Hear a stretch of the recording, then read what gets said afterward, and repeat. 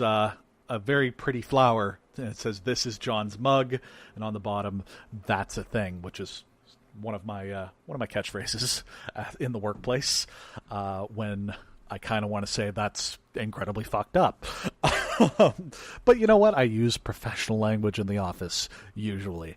Anyhow, I made Jen a similar sized mug with fill lines of how much coffee one should she should have before one approaches her. So I don't know if she still has that kicking around. If she hasn't had it around the office in a little while, but we're a little bit closer to HR now, so maybe she's just following the rules a little bit more carefully. I personally use this mug now as my water mug next to my bed. Because I like to keep myself as hydrated as I possibly can throughout the run of a day. I talk for a living. I talk as a hobby. I do a lot of discussion at school as well. So I like to keep the old pipes nice and lubed up. That feels gross to say. Anywho. Thank you, Jen, for emailing in. And again, if you want to email in about this week's topic, dropping my phone as per usual on this show. If you want to email in about this week's topic, again, johndulong@gmail.com. Or if you want to email in about anything, if you want to answer last week's prompt about your favorite coffee shop in your city or town, please go right ahead. If you want to email in about another topic that I cover on the show, absolutely. If you want to email in about just a shitty job story or a music anecdote from your life, please do. I love getting emails, and I love incorporating them into the show. It helps me fill content on the show, and I ramble less about inane nonsense. Speaking of inane nonsense, on the other side of this little break, we're going to talk about Kanye West. Boom! There's a transition. There's a segue. Feeling pretty good about that one. And also the Republican nominee. So we're going to talk about a guy who's back in a Republican I don't like, and a Republican that I kind of do like on the other side of this here break. I love this song.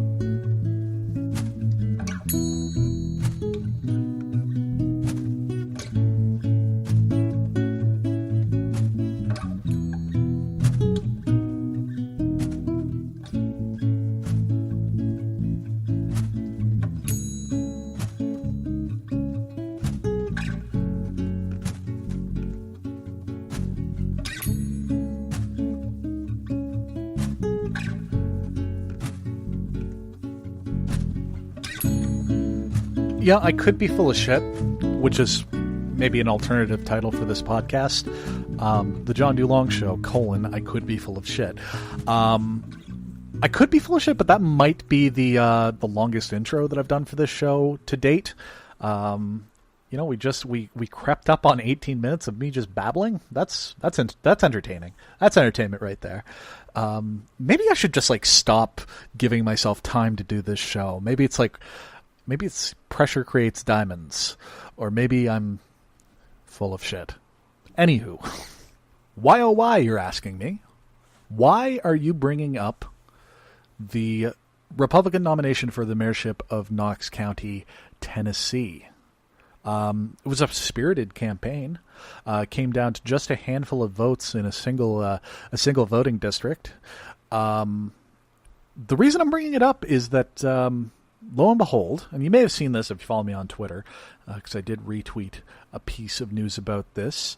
The winner of that election was none other than Glenn Jacobs, who is perhaps better known to you as the Christmas Creature, perhaps better known to you as Isaac Yankem DDS, or perhaps known as the Big Red Machine, Kane.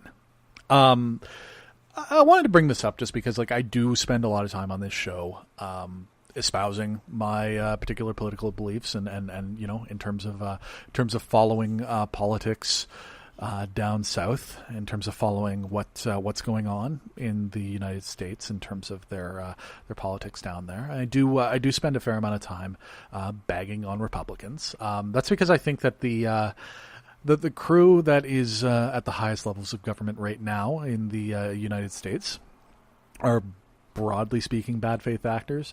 I think that they're generally speaking failing in their duty of care to the American people. I think that they're far more interested in benefiting those who are rich enough to ensure that they maintain their grip on power. I think that they're most interested in helping those who help them and not helping the average person. I think that they're more interested in helping corporations than natural persons. And I think that just generally speaking, they are a bunch of sort of backwards thinking people who are hoping for a return to a worse off, more closed-minded, just generally speaking, less progressive worldview that just simply doesn't actually exist outside of their closed-minded bubbles. What was I saying? Right. So, like, take a look at old DJ there at the in the presidency. Trump, he is, to my mind, just a bad person. He's just a dotty old racist who is woefully unprepared for the job that he has to be doing. Is just, I think, acting in incredible bad faith all across. And I think, like, honestly, like, he's just got beliefs and methods that I just find unpalatable as a human being. Take Glenn Jacobs, though, on the other hand, and like I think that he and I would disagree on many different facets of policy. I think that he and I would, generally speaking, disagree on how things ought to be run. He's very much a fiscal conservative. I think he's a little bit more socially libertarian, which we may have a few more moments of alignment, anyhow, in terms of social issues. I think that, broadly speaking, we may have a little bit more common ground than I might have with Donald Trump or with Paul Ryan or with Mitch Droopy Dog McConnell. But the honest to God thing with a guy like Glenn Jacobs is I do think that that should he actually get elected mayor, of course he's just got the nomination and will stand in the general when it goes down. Should he actually get elected mayor, I think that broadly speaking, first of all, I think it would be hilarious that here's this 6'10", 6'11" monster of a man who has been on television for the last 2 decades, playing this demonic fire demon, pyromaniac, sometimes alleged rapist. That was a dark period in WWE storytelling, but we'll move right on past that.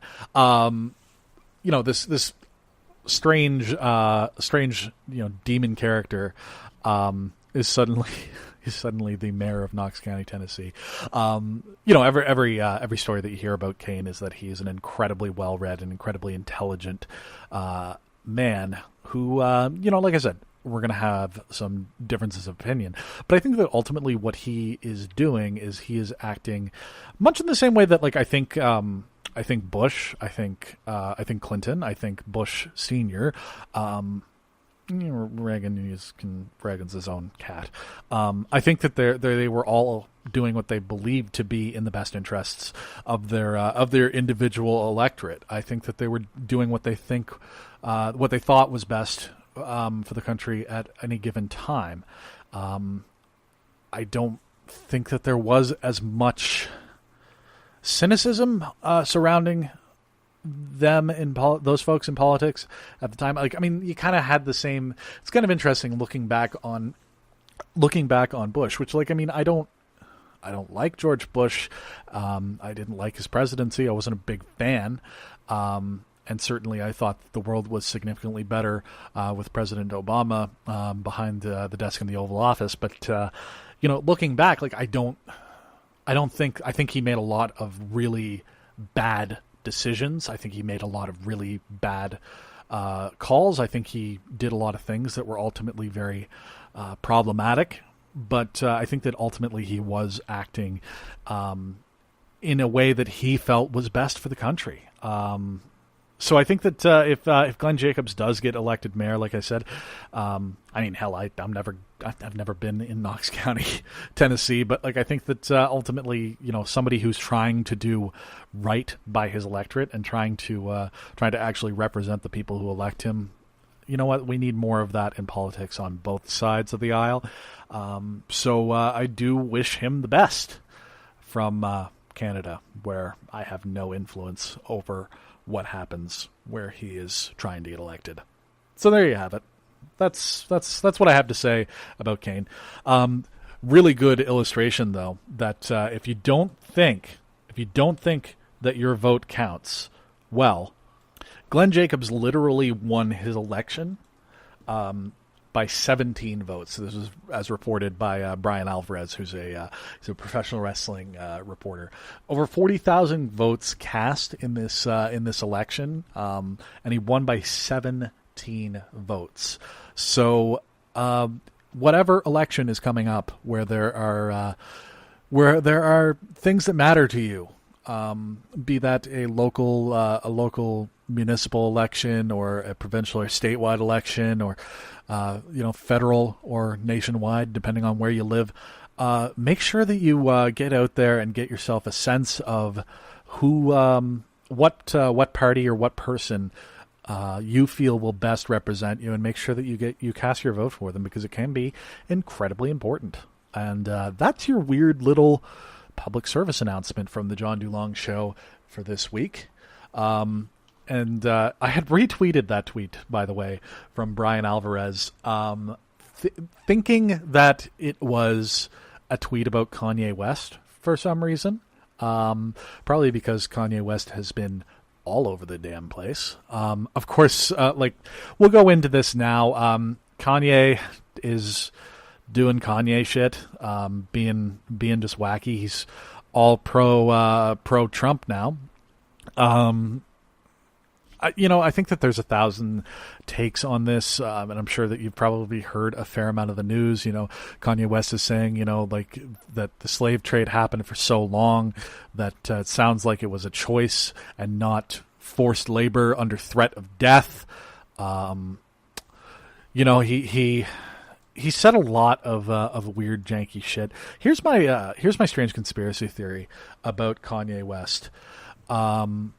I'm thinking that, the dude just needs to be against whatever the going thought process is at any given time. When Kanye first sort of made his first, oh my God, what the hell did he just do? It was when he was standing next to Mike Myers, right? It says George Bush does not care about black people after Katrina. This was at a time when George Bush was still reasonably popular, but I mean the tide was turning at that point. Then he goes on stage and says that Beyonce had one of the best videos of all time, and just broke little Taylor Swift's heart when Taylor Swift was starting to be on the rise at the most popular periods in her career. Which that was an exciting time, wasn't it? When old T Swift was. It was all ahead of her. It was all in the future for her. Man, I liked 1989 a lot as an album, by the by. I don't even care. Don't at me. Or at me and be wrong. Or at me and be right. If you want to say that I'm right here. Shout out to Adam Barrett, as I know he's a big T Swift fan. I think that Kanye West just needs to be on the opposite side of whatever the prevailing wind is. The other conspiracy theory that I've got is that I've heard. It's not one I've come up with.